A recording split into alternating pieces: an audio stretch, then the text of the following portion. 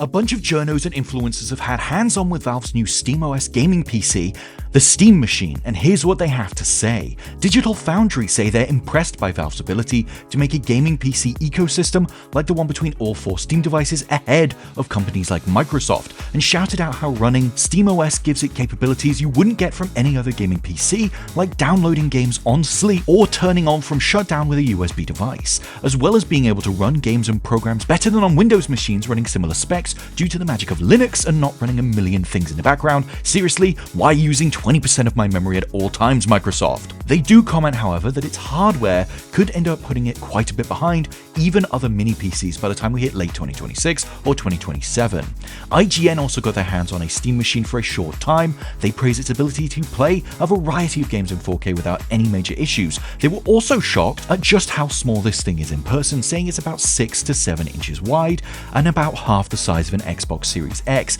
directly comparing the size to a GameCube. They also comment on how it's being weaker than most gaming PCs but more powerful than Steam Deck means you'll probably spend a lot of time tweaking graphics before actually getting into a game. Finally, friends of the channel PC Gamer got their own hands on and suggest that the intention is less to use this as a desktop PC and that most people will be using this plugged into their living room TV as a traditional console. They also discuss if we could see people or companies making their own Steam machines running SteamOS, and at least for now it seems that anyone who wants to do that will sadly be relegated to only using AMD chips. In a world where high-quality PC gaming has become a luxury few can afford, many have turned to Valve's own Steam Deck or a mini PC to keep the vibes on point in their minimalist cozy core desk setup. Valve's new Steam Machine is exactly what gamers are looking for.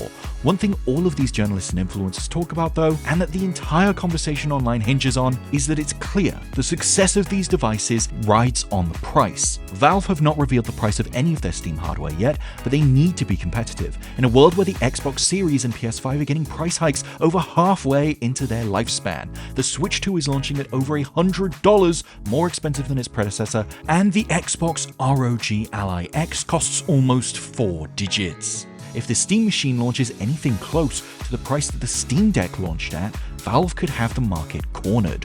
What do you think? Are you going to pick up a Steam Machine?